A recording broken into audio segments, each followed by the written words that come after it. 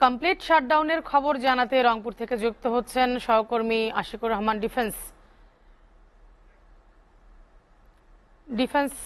ঠিক এই মুহূর্তে আমি রংপুরের ব্যস্ততম একটি এলাকা পায়রা চত্বর, সেই পায়রা চত্বরে অবস্থান করছি। এই পায়রা চত্বরের যে চারপাশে যে লোকজনকে দেখা যাচ্ছে তারা কিন্তু শিক্ষার্থী না, তারা সাধারণ মানুষ। শিক্ষার্থীদের যে এই কোটা সংস্কারের আন্দোলন তার সমর্থনে কিন্তু এখন এই মুহূর্তে রংপুরে সাধারণ মানুষরা রাজপথে নেমে এসেছে।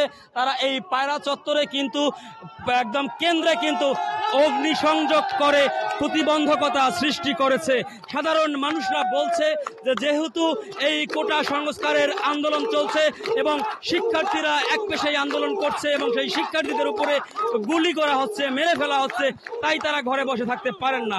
আমি আরেকটি তথ্য দিয়ে রাখি, আজ সকালে কিন্তু জেলা স্কুলের সামনে সমবেত হয় শিক্ষার্থীরা। এরপরে দুপুরের পরে সেই কয়েক শতাধিক শিক্ষার্থী চলে যায় পার্কের মোড়ে বেগম রোকেয়া বিশ্ববিদ্যালয়ের সামনে অবস্থান নেয় এবং সেখানে যত বেলা গড়াতে থাকে ততই কিন্তু সেখানে শিক্ষার্থীদের সংখ্যা বাড়তে থাকে এবং এখন পর্যন্ত সেখানে কয়েক হাজার শিক্ষার্থী কিন্তু এই বেগম রোকেয়া বিশ্ববিদ্যালয়ের সামনে অবস্থান নিয়ে কিন্তু তারা স্লোগানে মুখরিত করছে। সেই সাথে আরেকটি তথ্য দিয়ে রাখি যে কিছুক্ষণ আগে কিন্তু বিক্ষুব্ধ জনতা তাজহাট থানা ঘেরাও করেছিল এবং সেখানে তারা অবরুদ্ধ করে রাখে পুলিশকে।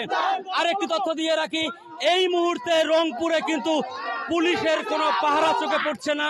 অনেকটাই বলা চলে যে শিক্ষার্থী এবং সাধারণ মানুষের নিয়ন্ত্রণে রয়েছে রংপুর মহানগরী।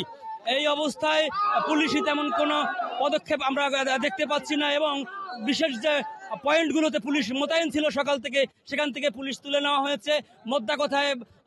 এক কথায় বলা যায় যে রংপুর মহানগরী এখন সাধারণ মানুষ এবং আন্দোলনরত শিক্ষার্থীদের নিয়ন্ত্রণে বা দখলে। এই ছিল রংপুরের সর্বশেষ খবর।